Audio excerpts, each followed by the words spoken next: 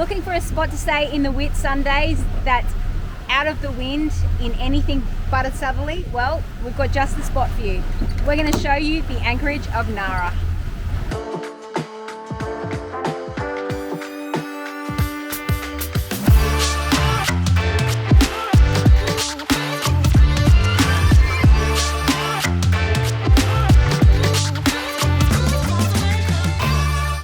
Welcome back to the rudder. My name's Brooke and I am here on Traviata and we are sailing across the passage and we're about to head into Nara. We're just getting set to come into the inlet of Nara Inlet, the actual little entrance, and it's a bit narrow. It's not too bad at all, but this is one of the marked ones. So we've got lateral markers here. We've got Ben on the helm back there. So I'm just going to be up here looking for any bombies, but we've just had a couple of boats go through in front of us. So we should definitely be fairly well situated. We also have Bommy girl. Brooke is Bommy Girl, looking out for any additional hazards. We're in 30 meters and just check the color of that water.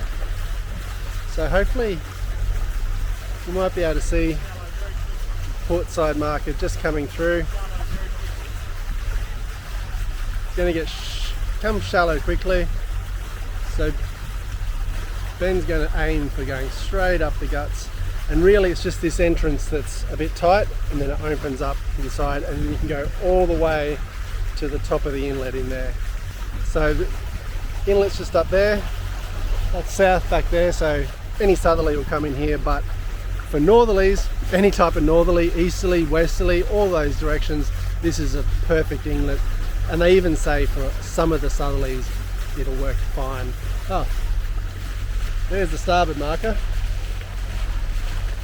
on the headland over there, which we spotted. One of the things we've been told is the mud, this is a mud anchor, but because of the amount of boats that anchor in here, we got it described that the mud is kind of like peanut butter, so it's difficult to hold your anchor, so you do need to just really set your anchor quite calmly. Yeah, it's filming. Yeah. So now we're through the inlet, you can see it's quite wide, plenty of space for everyone. So that's the top of Nara Inlet.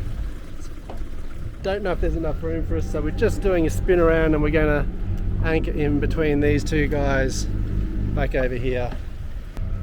So Ben's going to bring us back down, get us right away from these boats, and you can see Brooke up the front, ready on the pick, and we're all set to go. And as I said, the bottom can be a bit tricky here, so we'll take it nice and slow.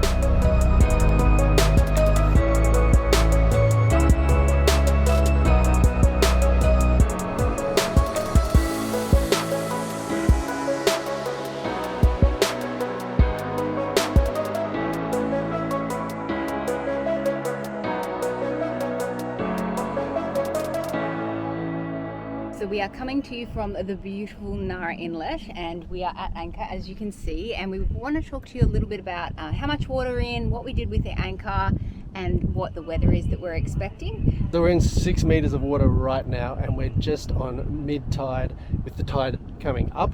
And we get a 3 meter tidal swing around here. Well, we put out a lot of chain, so Brooke was on the chain, we were keeping an eye on everything.